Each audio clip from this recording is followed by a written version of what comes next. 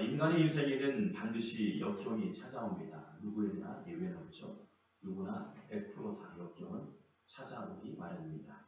이때 우리의 반응이 중요합니다. 어떻게 반응할까? 그런데 더 중요한 것이 있다면 역경의 현장에서 만나야 할 사람이 있습니다. 반드시 만나야 합니다. 반드시 만나면 회복이 되고 치유가 일어나고 변화가 일어납니다. 바로 예수님을 만나야 합니다. 미국 14 대통령 프랭클린 피어스가 있습니다. 잘 알려지지 않는 대통령입니다. 역대 최악의 대통령으로 포함되기도 합니다. 남북전쟁의 단초를 제공한 사람이기도 합니다. 취임식 직전 열차 사고로 인해서요 아들을 잃게 됩니다. 얼마나 끔찍한 사건입니다. 사랑하는 아들을 잃었습니다. 역경을 맞은 것입니다. 아들을 잃었으니 매일같이 우울한 날들입니다. 취임사에 하나님을 원망하는 내용도 취임사에 소개되었습니다. 기독교 근간을 이루는 미국 사회에서는 있을 수 있는 일이 아니었습니다. 피어슨 대통령은 이 사건을 계기로 우울증과 심지어는 알코올 중독으로 생을 마감하게 됩니다. 역경이 한 인생을 마치게 한 케이스가 되었습니다. 비슷한 시기에 살고 있던 이 페니 크로스비가 있습니다. 생후 6개월 되었을 때요 심한 감기가 걸렸고요. 그리고 부모님은 이 감기를 낫기 위해서 부단히 노력했습니다. 또한 돌팔이 의사를 만났습니다. 눈에 겨자즙을 넣어서요 실명하게 되었습니다. 말도 안 되는 불행이 찾아옵니다. 좌절하고 원망할 수밖에 없었습니다. 그런데 그 어린 나이에 예수님을 만나게 되었습니다. 앞을 볼 수 없고 막막한 세월 가운데 주님을 만났으니 얼마나 은혜가 되었습니다. 그리고 앞을 볼 수 없었지만 평생 하나님께 영광 돌리며 시를 고백합니다. 그리고 시를 써서 하나님께 찬양의 고백을 드립니다. 그리고 평생에 9,000개의 찬송시를 썼습니다. 찬양 가운데 우리 서두에 찬양했던 예수를 나의 구주 삼고 예수를 나의 구주 삼고 그리고 주의 음성을 내가 들으니 주의 음성을 내가 들으니 할렐루야. 또한 나의 영원하신 기억 나의 갈 길 다가도록 예수 인도하여 주시니 나의 갈 길 다가도록 주여 인도하소서 할렐루야. 나의 갈 길 다가도록 인도하신 하나님을 찬양했던 위대한 하나님의 맹인이었지만 앞을 볼 수 없었지만 주님을 만남으로 찬양의 고백을 드렸던 성도의 삶을 고백합니다. 그의 신앙 고백이 담겨진 찬양입니다. 앞을 볼 수 없는 실명에서 육체적으로 장애를 입고 있는 인생이었지만 주님을 만나 변화가 되옵니다. 내가 변화되오니 가정이 변화되고 주변이 변화되고 오늘 가운데도 찬양의 고백을 부르는 우리가 변화된 줄 믿습니다. 내가 변화되면 주변이 변화가 돼요.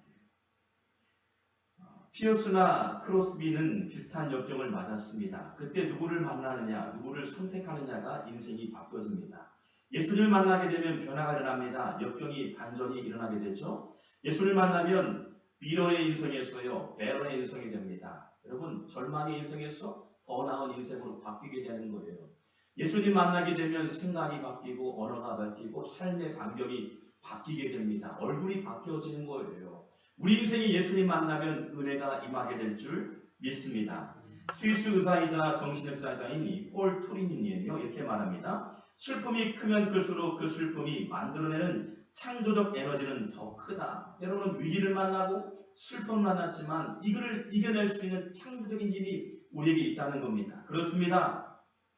역경은 우리에게 고난이기도 하지만 우리에게 기회가 될 수 있다는 겁니다. 고난이 의익이 될 수 있음을 보게 됩니다. 그러나 우리는 역경을 다들 싫어합니다. 사업이 잘 되었으면 좋겠고 가정이 만사가 되었으면 좋겠고 뭐든 꼬이지 않고 잘 풀어졌으면 좋겠고요. 잘 해결되고 싶은 마음 우리의 마음인 것을 보게 됩니다. 제가 아는 지인의 부모님이요 참 부자이십니다. 일반 부자가 아닌 것 같아요. 현금만 해도 100억대가 되는 것 같아요. 놀라지 않아요? 성천과 정도면 이미 부자이시니까 현금만 해도 100억 된다. 이 자녀들을 기르면서 많은 교육에 힘을 쓰기도 하고 영어나 여러 가지 학습을 좀 하고 근데 실제 이 아이가 크면서 대학에 진학하고 대학을 마치면서 사업을 하고 싶었나 봐요. 당시 한 몇십 10년 전이었죠. 근데 PC방을 하고 싶어서 PC방을 의정부에 크게 차렸어요. 그런데 하는 일마다 안 되는 거예요. 노래방 하잖아요. 자기가 생각대로 다 모든 걸 다 밀어준다는데 도저히 안 돼요. 심지어는 친구들과 어울리기 위해서 좁은 고급차, 유해차를 구입해가지고 운전을 하고, 그런데 음주를 한 거예요. 음주를 하고 교통사고 큰 차. 그렇게 하면 꼬꾸라져. 나의 멋대로, 나의 생각대로 될 것 같은데, 재정만 있으면 넉넉할 것처럼 보이는데, 그때 큰 사건이 그 친구는 취해가 되는 거예요. 웃기게 되고 변화가 되는 거죠. 여러분, 우리가 인생을 살아가면서 많은 것을 갖고 싶고 누리고 싶고 후다니고 이렇게, 여러분 그렇게 다 필요한 건 좋아요. 그런데 잘못 생각하거나 결정되어질 때 큰 타격을 만나거나 문제를 만났을 때 넘어질 때가 한 번입니다. 그때 반드시 주님을 만나야 돼요. 주님 만나야 돼요. 주님 만나면 변화가 되고 일어설 줄 믿습니다. 그런데 보세요. 내가 변해야 한다는 거예요. 내가 변하지 않고는 옆 사람이 변할 수 없어요. 많은 사람들이 그렇죠. 옆 사람이 좀 변했으면 좋겠어. 나의 뜻대로 변화됐으면 좋겠어. 그러나 하나님 말씀합니다. 네가 변해야 한다. 네가 변하지 않는데 어찌 옆 사람이 변하겠는가. 여러분, 내가 변하기 위해서는 만나야 합니다. 진짜 예수님을 만나면 변화가 됩니다. 고난과 역경이 찾아왔을 때 주님 만나야만이 인생이 변화가 된다는 겁니다. 우리의 삶의 실존을 성경은 이렇게 소개하고 있어요. 기가 막힐 웅덩이와 수렁으로 소개하고 있음을 보게 됩니다. 오늘 본문을 보니 보통 수렁이 아닙니다. 기가 막힐 웅덩이와 수렁이라 말씀하고 있어요. 여러분, 수렁은 무엇입니까? 원어적인 의미에서는요, 밑바닥이 없는 구렁이라 말합니다. 그러니까 수렁이라 말하는 거예요. 누비라 말하고 있는 거예요. 계속 빠져들고 목만 내어 있는 상태를 말하고 있는 거죠. 그래서 바닥인가 싶어서 발을 내밀면 보이지 않는 바닥이 있는 거예요. 계속 빠져들게 되는 거예요. 그리고 우리의 자력의 힘으로 몸부림치려고 합니다. 그런데 수렁에 더욱더 깊숙이 빠지는 상태, 오늘 보니까 기가 막힐 웅덩이다. 이런 기가 막힌 상황들이 우리의 삶의 전반부에 늘 맞들 때가 한두 번이 아닌 걸 보게 됩니다. 힘을 내고 용기를 내보려고 하지만 헤어날 수 없는 수렁. 여러분, 그래서 많은 사람이 그래요. 목사님, 기도 제목을 같이 나눴으면 좋겠습니다. 제가 너무 힘들어요. 내가 너무 고통스러워요. 빠져나오고 싶어요. 좌절과 포기와 눈물밖에 없어요. 왜 나에게 이런 가정을 만나게 하고 때로는 이런 고통을 나에게 주셨음일까라고 원망할 때가 한두 번이 아니에요. 누구나 이런 고통을 만날 때가 있죠. 수렁과 이 고통 웅덩이에서 발부둥치고 움직이면 더 깊이 내려가고 숨이 턱턱 막히고 소리를 내고 싶어도 낼 수 없는 상태, 커다란 바위에 눌려있는 상태라고 소개하고 있습니다. 즉 하늘밖에 없는 인생이 아닌가 생각됩니다.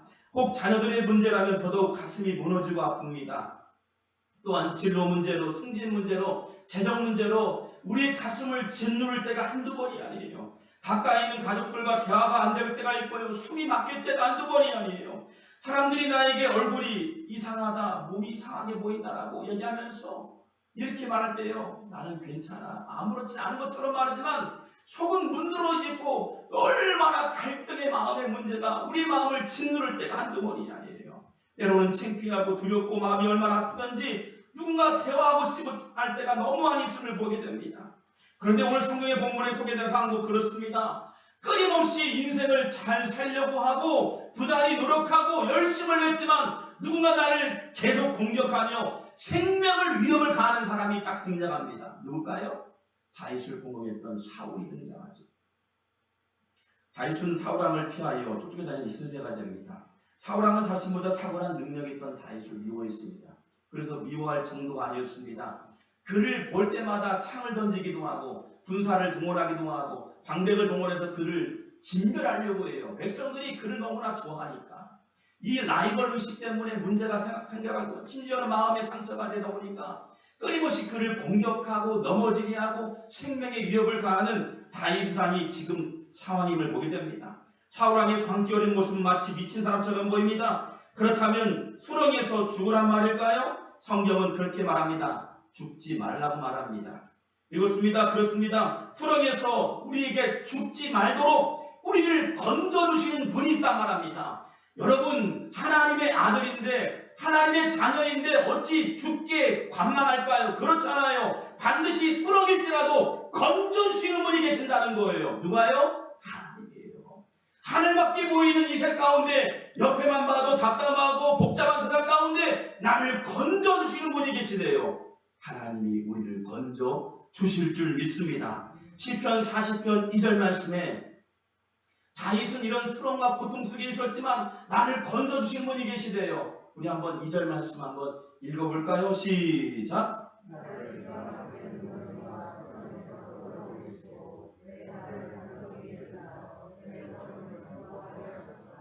아멘. 그렇습니다. 나의 힘으로 도저히 포기하고 싶고 죽고 싶을 만큼 상황이 있어요. 나를 건져주시는 분이 계세요. 수렁에서도 건져주시고 또한 반석 위에서 내 디딜 수 있도록 걸음마할 수 있도록 인도하신다는 거예요. 소망의 말씀, 희망의 말씀, 능력의 말씀이라는 거예요.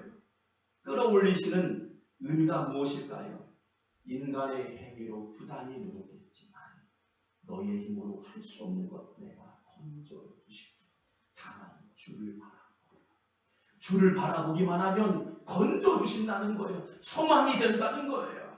다윗은 가장 어렵고 힘든 역적의 상황에서 주님을 만나게 됩니다. 그래서 사울을 볼 때마다 공격을 받을 때마다 개의치 않습니다. 오직 주님을 찬양합니다. 기막히는 정말 웅덩이에서 나를 건져주신 분이 하나님이십니다. 나의 소망 되신 분은 세상이 아닌 하나님이십니다라고 고백한 줄 믿습니다. 여러분 날마다 입술로 고백하세요. 주님, 이 가정의 소망은 예수 그리스도이십니다.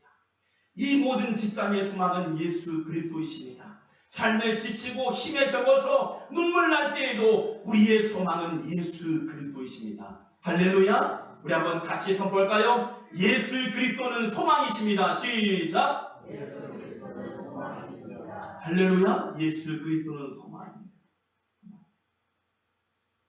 첫 번째, 우리가 그렇다면 취해야 할 자세가 있어요. 소망 되신 주님을 향해서 우리가 취해야 할 자세는 어떤 자세일까요? 시편 40편 1절 말씀에 이렇게 기록되어 있습니다. 우리의 자세. 오늘날 우리가 어떤 자세를 취해야 할까요? 40장 1절 말씀 한번 읽어볼까요? 시작. 내가 여호와를 기다리고 기다리더니 그를 들으사 나를 부르시더라. 아멘. 다윗은 기다렸습니다. 기다림의 대가가 있어요. 끊임없이 공격에도 하나님께 영광을 돌리며 기다리고 기다렸더니, 그리고 또 취했던 행동이 뭘까요? 희망이 소리를 냈다는 거예요. 부르짖는 신앙의 고백. 날마다 깨어있어 부르짖는 거예요. 예배하며 부르짖고, 걸을 때도 부르짖고, 직장에서 부르짖는 거예요. 때로는 식사할 때도, 화장실 안에서도 부르짖는 거예요. 하나님 도우시옵소서. 나는 약하보니 주님의 도우심이 필요합니다. 기도하면 하나님 앞서 일하여 주실 줄 믿습니다. 할렐루야. 다윗은 때를 기다리고 부르짖을 때 하나님 만나 주신 줄 믿습니다. 몇 년 전에 사역했던 교육자분들과 함께 몇 년 전에 소록도를 한번 방문한 적이 있어요. 그 전에도 몇 번 방문한 적이 있었는데, 저는 그 소록도가 지금도 참 많은 생각을 나게 합니다. 일제강점기 시대에 1920년대 한 번 들어가면 나오지 못하는 곳, 한센병이라 집단 생활했던 곳이기도 합니다. 지금은 한센병이 약들이 잘 발견돼서 다 치료가 되잖아요. 근데 1년에 한 번 만날 수 있는 기회가 있는데 강을 두고 때로는 거리를 두고 만났다만 합니다. 그 장면이 실제 있어요. 네. 자녀를 낳고 아이를 낳는데 사랑하는 아이들, 딸들을 보고 싶은데 부모님들이 거리를 두고 볼 수밖에 없어요. 왜냐하면 한센이라는 이 병균이, 나병이라는 균이 번지기 때문에 얼마나 마음이 아프겠어요. 이 사진만 보아도 마음이 참 불편하고요. 많은 사람들이 만나볼 수 없고, 평생을 만나볼 수 없고 돌아가시는 분들 많이 만납니다. 보고 싶어서 도로를 탈출하기 위해서요, 이 바다를 넘는데 익사한 사고가 그렇게 많이 발생합니다. 그런데 그분들의 기도는 남달랐습니다. 하나님, 자녀를 볼 수 없어 지금은 거리를 두고 가야 하는 상황에서 자녀를 보게 하옵소서. 가족이 보고 싶어도 지금은 가족들을 볼 수 있도록 인도하여 주옵소서. 내가 가고 나가고 싶습니다. 고침받고 싶습니다. 보내주세요라고 기도했을까요? 아닙니다. 소록도의 기도는 하나님, 대통령과 위정자들을 붙들어 주시옵소서. 소리를 낼 수 없고 부르짖을 수 없는, 입술이 없는 사람 가운데도 부르짖고 기도합니다. 하나님 이 민족과 이 나라를 붙들어 주옵소서. 하나님 저 북녘 땅이 회복이 되도록 통일 항복을 열어 주시옵소서. 서로 보여 기도하는 겁니다. 한 방송사에서 TV의 PD가요, 진짜 그렇게 기도하는가 살펴보았는데요. 새벽이 되니까 각 처소에서 새벽 기도를 나오려고 많은 분들이 합니다. PD가 일찌감치 나와서 보니까 새벽 3시 반에 성가대석의 자리에 앉게 되고 성가대가 같이 모여서 새벽 찬양을 하는 거예요. 왜냐하면 보통 앉아서 찬양하는데 성가대에서 모여서 준비하고 그리고 5시에 예배드리고 또 4시에 예배드리고 얼마나 뜨겁습니까? 하루의 일과는 새벽 기도로 시작해서 기도로 마치는 것이 서럽도의 삶입니다. 많은 우리네 부모님들이 자녀를 위해서 기도를 했겠지만 이 나라와 이 민족을 위해서 말씀을 묵상하며 하루를 여는 시간이 바로 4시라고 되고 있습니다. 심지어는 두 다리가요, PD분이 보니까 두 다리가 없고 팔이 없는 분이 앞자리에 많이 앉아있는 거예요. 어르신들이요. 팔도 없고 다리가 없고 때로는 입술도 붙어있고 그런 분들이 앞자리에 앉는 거예요. 이분들이 어떻게 새벽에 일찍 왔을까 보니까 새벽에 일찍 와서 보니까 누군가 업어다가 놓았겠지라고 생각했나 봐요. 누군가 업어다가. 그런데 예배가 딱 끝나고 아무도 그 사람을 업고 가는 사람이 한 명도 없단 말입니다. 그럼 어떻게 왔을까? 앉아있을까? 어르신들이 왜 앉아있을까? 어떻게 알고 보니까요. 팔도 없고 다리도 없고 해보니까요. 배로 기어서 그 자릿찬 진흙 같은 바닥을 걸어왔어. 보니까 PD가 보니까 배가요. 먼지가 가득한 흙이 묻어있는 거예요. 배를 통해서 가지고 가정을 위해서, 민족을 위해서, 국가를 위해서 그 기도 앞에서 얼마나 부끄러운지. 그분들의 기도가 대한민국 살리는 기도의 원동력인 줄 믿습니다. 누군가가 우리를 위해서 기도하고 있다는 거예요. 누군가 기도하네, 누군가 기도하네, 내가 홀로 외로워서 마음이 어렵고 힘들어도 누군가 나를 위해서 기도하는 분이 있다는 거예요. 누군가요? 바로 기도하는 서로의 사람들. 나를 위해서 기도하지 않고 타인을 위해서 기도하는 서로의 기도. 여러분, 그분들은 주님을 만나는 거예요. 매일같이 주님을 만나는 거예요. 매일같이 주님을 만나면서 하나님을 찬양하고 이 나라와 이 민족을 기도하는 중보의 대가인 줄 믿습니다. 주님 만나면 문제가 되지 않는 거예요. 다리에 문제가 되지 않는 거예요. 말하지 못하고 듣지 못해도 문제가 되지 않는 거예요. 왜일까요? 소망 되신 주님의 은혜가 임하니 문제가 되지 않는 거예요. 자꾸 우리의 마음을 세상에 두다 보니 이게 걱정이 되고 근심이 되는 거예요. 하나님, 우리의 심령을 비우게 하여 주옵소서. 우리의 심령을 비우고 비워질 때 하나님 전능자의 은혜가 임하게 되면 능치 못할 일이 없는 줄 믿습니다. 소망이 되게 하시고 일으켜 주시고 변화가 되게 하여 주실 줄 믿습니다. 두 번째, 우리가 취해야 할 자세가 무엇일까? 시편 42편 1절 말씀에 소개하고 있어요. 시편 42편 1절 말씀에 우리가 취해야 할 두 번째 자세가 무엇일까? 한번 같이 한번 읽어볼까요? 시작! 하나님을 찾기에 갈망하고 같이 내 영혼의 주를 찾기에. 아멘. 이 본문은 많은 학자가 두 학자가 이렇게 말합니다. 어떤 학자는 고라의 시다 아니면 다윗의 시다. 중요한 것은 이 고난을 만난 이 사람이요, 인생이 사슴에 비유했다고 소개하고 있습니다. 사슴이 얼마나 물이 갈급했으면 목이 말랐다고 표현할까요? 우리가 단순히 사슴이 목말랐기 때문에 시냇물 찾기에 갈급하다고 소개하고 있잖아요. 실제 사슴을 보니까요, 이 목이 셀로판지처럼요 얇다 말합니다. 그러니까 물이 조그마한 없으면요 그냥 죽는 동물이 사슴이라고 합니다. 그래서 물을 순간순간 공급해줘야 돼요.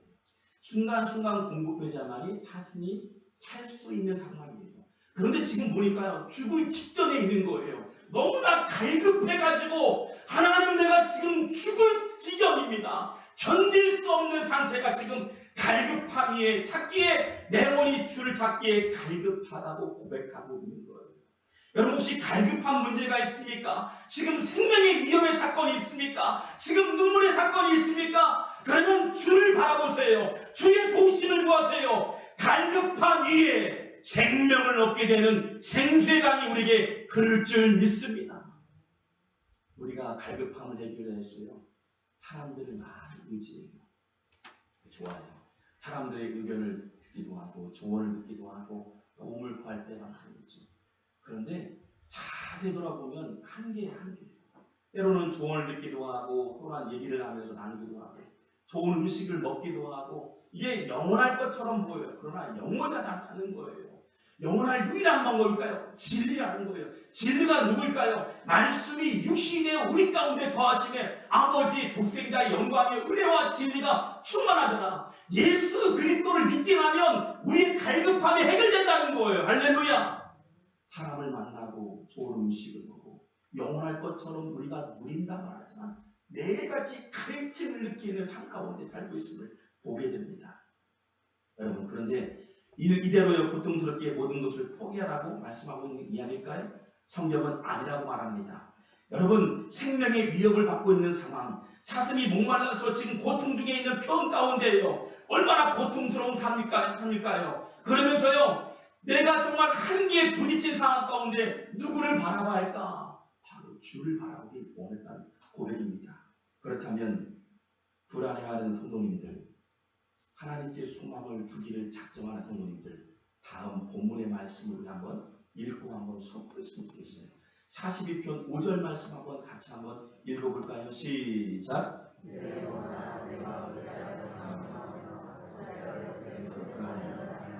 너는 내 하나님께 소망을 두라. 그가 나를 부르시고 내가 여전히 찬송하리라. 아멘. 여러분, 오늘 우리가 완벽하다고 생각하면 이곳에 나와야 할 이유가 없습니다. 내가 완벽한데, 내가 어떤 사람보다 탁월한 능력을 갖추었는데, 내가 어떤 사람보다 더 많이 가지고 능력이 있는데 이곳에 서야 할 이유가 없죠. 그런데 우리 인생을 자세히 한번 돌아봤으면 좋겠어요. 한번 정직하게 한번 점검했으면 좋겠다는 생각이 듭니다. 내 힘으로 되지 않을 때 한두 번이 아닙니다. 아니, 계속해서 문제를 만나고 넘어지고 슬퍼하고 고통스러워합니다. 잠시 여행을 하고 사람들을 만나며 차를 마시지만 잠시간은 잊을 수 있고 잠시간은 즐거울 수 있죠. 그런데 그런 기쁨이 지속되지 않아요. 영원하지 않습니다. 내 힘으로 내 능력에 자정 능력이 한계가 있을 때가 있음을 보게 됩니다. 그래서 좌절하고 포기하고 눈물 흘리며 낙심할 때 우리에게 영원한 안식처를 소개하고 있어요. 길이요 진리요 생명 되신 주님이 우리에게 함께 하시면 그 안식을 주시는 줄 믿습니다. 주님을 만난다는 거예요. 바로 예수님이십니다. 예수님 우리에게 세상이 줄 수 없는 평안을 주셔요. 여러분, 예배해보세요. 기도하세요. 찬양해보세요. 영적인 전능자의 손길이 우리에게 임하게 된다는 거예요. 왜 그럴까요? 이 땅이 줄 수 없는 진리가 우리에게 임하기 때문에 평안과 자유가 임하게 되는 거예요. 갈급함에 물을 먹게 되면 갈증이 해결됩니다. 이 물이 영원히 우리에게 공급해 주신대요. 요한복음 8장 32절 말씀 보니 진리를 알지니 진리가 너희를 자유케 하리라. 진리 안에 거하게 되면, 하나님의 은혜의 장중 안에 거하게 되면, 날마다 예배하게 되면 진리를 통해서 자유와 기쁨을 누리게 하신다는 거예요. 여러분, 교회가 얼마나 좋냐면요, 항상 예수님을 만날 수 있기 때문에 우리는 성전, 성소라 말합니다. 예배당, 교회당이라 말하죠.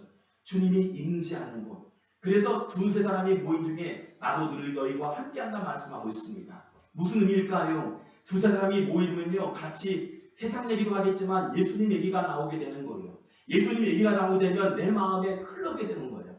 흘러오게 되고 찬양하게 되고 말씀을 묵상하게 되고 감사가 넘치게 되고요, 삶이 바뀌어지는 거예요.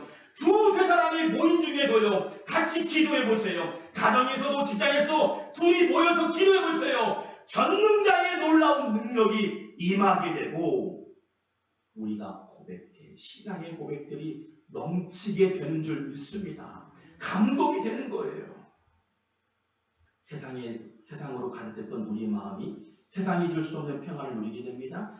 재정이 넉넉하지 않아도 됩니다. 기쁨 누릴 수 있어요. 사람의 관계가 문제가 있어도 평안을 누릴 수 있어요. 가정과 고난의 여경의 문제 앞에도 여유가 생길 수 있어요. 진짜이기 때문에, 진리이기 때문에 우리에게 평안과 자유를 주실 줄 믿습니다. 소망 되신 주님, 이제 선포합니다. 주님, 내가 주님과 함께 하길 원합니다. 주님 한 분만으로 만족합니다. 세상이 줄 수 없는 하나님의 은혜 안에 거하길 원합니다. 할렐루야. 이런 신앙의 고백이 있을 때 날마다 주님이 여러분 가운데 동행하여 주실 줄 믿습니다.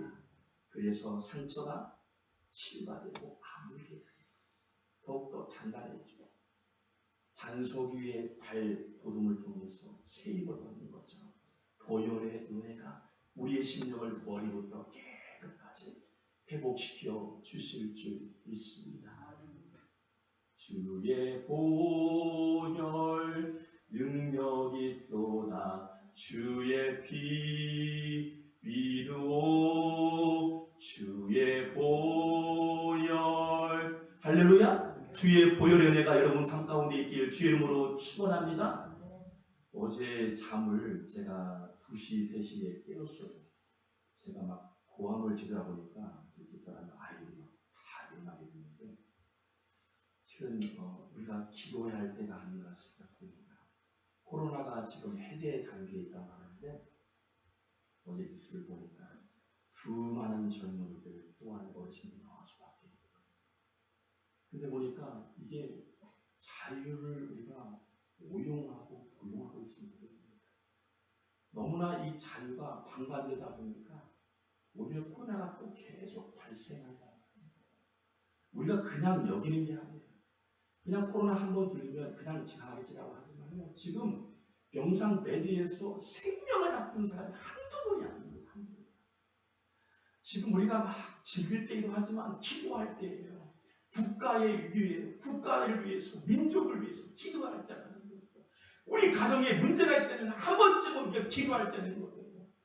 사단이 얼마나 우리의 먹잇감을 찾고 있는지 밤새도록 싸우는 것 같아요. 사단에 의해서 한번 매료가 되고 이 중독이 되면 빠져나올 수 없는 거예요. 말씀드렸죠. 그래서요 수많은 세상의 것들로 채우다 보니까 때요 수많은 사건들이 발생하는 거예요. 아이들 문제, 재정의 문제, 삶의 문제가 곳곳에서 볼 때마다 여러분 어떻게 대비할까요? 대비할 수 없어요. 그때마다요 극단적인 상황들이 발생합니다. 여러분 그런 상황에 더 기도해야 한다는 거예요. 어떤 위기가 올지라도 우리가 이길 수 있는 능력이 우리의 자생력인 능력이 아니라 하나님의 전능자의 손길이 필요하다는 거예요. 여러분 기도하고 준비하고 대비할 때 사단과 싸워서 승리할 수 있는 영적인 강자가 되길 주의 이름으로 축원합니다. 아멘. 1858년 이 킴베리라는 학생이 성경 공부를 시작합니다. 그리고 성장이 되어서 아이들을 가르치고 교사의 직분을 얻게 돼요. 구두방 수성공이 와서 은혜를 받고 같이 주일학교 교사가 됩니다. 구두방 수성공이 19세기를 움직였던 D.L. 무디가 됩니다. D.L. 무디는 영국 런던 집회에서요 메이어를 변화시키고요 변화되고 심한 메이어는 다시 셰프만을 변화시킵니다. 변화된 셰프만은 미국 메이저리그의 영웅이었던 빌리 썬데이를 변화시킵니다. 복음을 전하면서 강력하게 은혜를 받던 빌리 썬데이. 이 썬데이는요 보스턴에서 무려 150만 명 앞에서요 복음을 전합니다. 3주 동안 복음을 전하면서 계속해서 하나님의 위대하심과 전능하심을 선포해요. 수많은 영혼들이 돌아올 줄 알았어요. 그런데 단 한 명밖에 돌아오지 않았습니다. 누굴까요? 그 한 명이 누굴까? 절망할 수밖에 없었죠. 근데 그 한 명이 알고 보니까 빌리 그레함 목사님입니다. 빌리 그레함 목사님이요 청년 때 도전받고 은혜 받으니까요 복음의 사수가 됩니다. 유럽을 변화시키고 미국을 변화시키고 남미에서 북미에서요 심지어는 대한민국에 옵니다. 1973년도에 그 전부터 50년도에 와서요 한국전쟁이 일어난 다음에 대한민국에서 기도한 거예요. 그리고 1973년에 여의도 광장에서 100만 명이 모이는 한 말씀드렸죠. 수많은 민중들 앞에서 같이 기도하고 예배하며 말씀을 대언해요. 여러분 한 사람의 변화가요 세상이 뒤집어지게 되는 거예요. 뭘까요? 얼마나 많았든지 그때 뜨겁게 은혜를 받았던 여의도 순복음교회가 세워지고요. 수많은 교회, 지역교회, 복음화가 세워지고요. 여러분 대한민국을 위해서 민족을 위해서 끊임없이 마을마다 교회가 세웠던 때가 그때였다는 거예요. 수많은 사람들이 도전받고 은혜 받고요. 여러분, 내가 주님 만나게 되면 가정이 변하게 되는 거예요. 진리의 말씀이 임하게 되면 역사가 되어지고 치유가 되고 변화가 되고요. 이웃의 변화가 되는다는 거예요. 여러분, 한 사람의 변화가 그만큼 중요하다는 겁니다. 여러분, 갈급함으로 나갈 때 주님 만나신다는 거예요. 내 인생에 다시 한번 제 인생의 제2의 인생이 되길 원합니다. 다시 한번 주님을 갈급함으로 나갈 때 주님 찾아봐 주셔서 우리를 위로해 주실 거예요. 새 힘을 주실 거예요. 그리고 영원토록 우리와 함께 하신다고 말씀하셨어요. 그 하나님을 의지해 보세요. 신뢰해 보세요. 주님을 붙들어 보세요. 공고했던 우리의 신령이 그동일지라도 고난일지라도 아무리 강력한 눈일지라도 일어설 수 있는 능력이 우리에게 임하게 될 줄 믿습니다. 주님은 진리시기 때문에 진리신 하나님이 우리에게 회복과 은혜를 주실 줄 믿습니다. 기도하겠습니다.